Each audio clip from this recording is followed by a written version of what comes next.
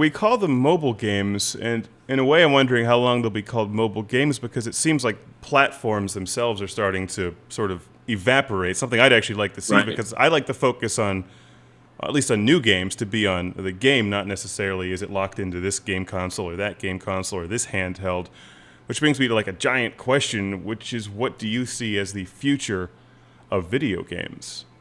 Well, I mean, it's interesting you bring it up. I need to get out of the habit of calling them mobile games. I have, because I've worked in mobile games now for, approximately 9 years. So they've always been mobile games to me. But you're right. They're not mobile games anymore. They're games. The definition of what is a video game has, been exploded and recreated multiple times, over the last, 35 years. But then we've seen in just the last, 2, 3 years with, the rise of smartphones, tablets, Facebook, social gaming. The definition of a video game, it's not just one anymore. There are probably 42 definitions for what makes a game now. Actually, I agree with that. I've had that same discussion with at least myself in my head. It's like movies. I mean, you wouldn't necessarily compare Toy Story in the same breath as you would Saw 5 or something. So people expect that movies are very broad, and I think a perception of games is it's just like one kind of game, when in reality it's becoming even more diverse than movies. Absolutely. And television. And I would assume that when Chilingo does look at games, and when you look at games, you're looking for something that has not just a niche for, like, your shooter fans or your horror survival fans, but there's also that giant world of women, children, people who have never gotten into any of the game consoles, someone who's never even heard of an Atari 2600, which hopefully you have now. It's the Atari 2600, which I always keep sitting here by my side for company. When I think of Chilingo games, I think of games that hit all of those markets. Like, I would not consider my wife an avid gamer, but when she's played a number of Chilingo games, and those are the ones she likes. We do have a lot of titles that do, reach out to an incredibly broad audience. For example, like Contre Jour, Cut the Rope, Feed Me Oil. But then we also do make sure to provide entertainment to folks that are looking for genres. For example, you said, people looking for shooters. We have, for example, Super Crossfire, which is an amazing arcade-style, old-school shooting game. For those folks.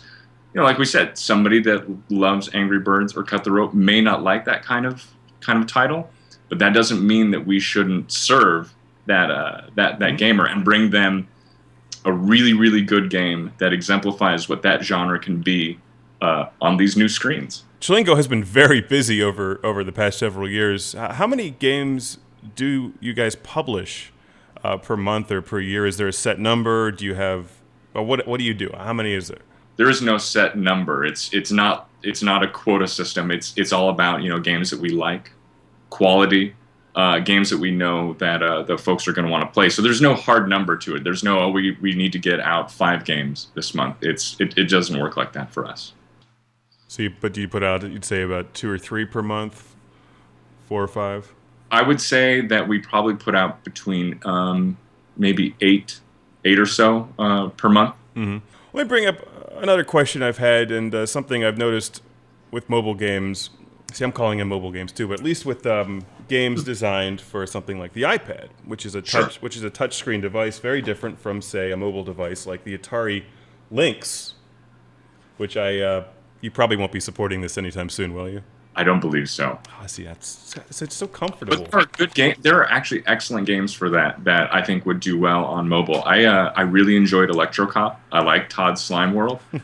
There are good games for the Lynx that I would wholly support coming to smartphones and tablets. I think there's a library of great games for both the Lynx, the Game Gear. You got the Game Boy Advance. There's some good handheld game consoles out there. Neo Geo Pocket, Bandai WonderSwan, but actually all of those game consoles. All those game consoles have one thing in common, except that smartphones and tablets do not, which is they have buttons, right, and a D-pad. Is Chilingo looking for developers, or are you looking for a way to work more with what I would call the crop of Bluetooth controllers? For instance, if you're trying to play a first-person shooter on a tablet, while I think it can do the hardware and the graphics power, to me, I always have trouble with the touch screen controls and would much rather play that with either a PlayStation-style controller or a keyboard and mouse. I mean, how are you looking at that for the future, controller interface? We don't have a hard, fast rule about working with peripherals, and there are many out there. You know, for example, like the iCade, but we don't have. There's no rule that we hit certain peripherals. Having said that, though, ease of control is a huge point of interest, I guess you would say, with us. It's hugely important, and it drives a lot of discussions on each and every title, because a lot of these games, control is the game, itself. Whether it's the reaching out and touching, the slingshot in Angry Birds, or the bumping of the ground in Contre Jour, or the moving of things in Feed Me Oil, touching isn't just the way that they play the game. Touching is the game, with a lot of these titles. So the way that people interact and interface with games is incredibly important, and we talk a lot about that when we look for new games, when we talk with new developers.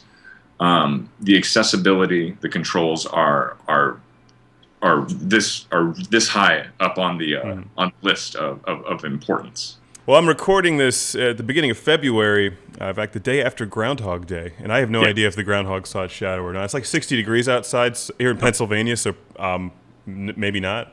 Apparently, he did see his shadow, so we're going to get about 6 more weeks. I'm here in Portland, Oregon, and it's still cold. I don't think we ever had a winter this year, but February 2012. What can you tell me about some new Chillingo releases or Chillingo releases coming up in the next year that you're excited about? So yesterday, on Thursday, we released a couple of games, one of them being Spice Invaders, which is a tower defense style game. It's free to play. Like I said, it's tower defense. It has incredible production values. The little space pirates, their little googly eyes, they look fantastic. They look like they stepped right out of a cartoon. We talked about humor being important in games, and the script in Spice Invaders, it's incredibly clever. The writing in that game is fantastic. I love tower defense, so I will be looking at Spice Invaders. I think you'll really, really dig it. I spent a lot of time with that over the last week. Recently, we also had Hank Hazard. Mm-hmm. It's a physics action puzzler. You are little Hank. He's a little hamster, and he's inside his ball. And he's a stuntman, and so you're helping him complete these stunts by removing blocks, interacting with trampolines, trying to get through the goal at a certain rate, at a certain speed, so that he can get bonuses. That's another game where the character, we talked about how much character was important, in Cut the Rope. The character of Hank is just one of those things that you can instantly identify with. He's this really cute but really expressive hamster in this ball, and it's one of the things where you want to play to have fun, but you also want to help Hank, and so that's that's an excellent title. We have some great games coming up that we haven't announced yet. This being Classic Game Room, we have one coming based on an arcade project that I'll hint at it. But I think that you will absolutely, when we go over the history of it and you see it, I think you will absolutely go wild for it. I know that I have. When I found out what we were doing, I was absolutely over the moon. Is it an actual arcade machine? Is Chillingo starting to look at some of those big titles from the 80s, or is it similar, or is it based on it? That's kind of the thing that I'm hinting at. Okay. It has arcade heritage. So when we announce it soon, you'll see, and I think you'll be really happy.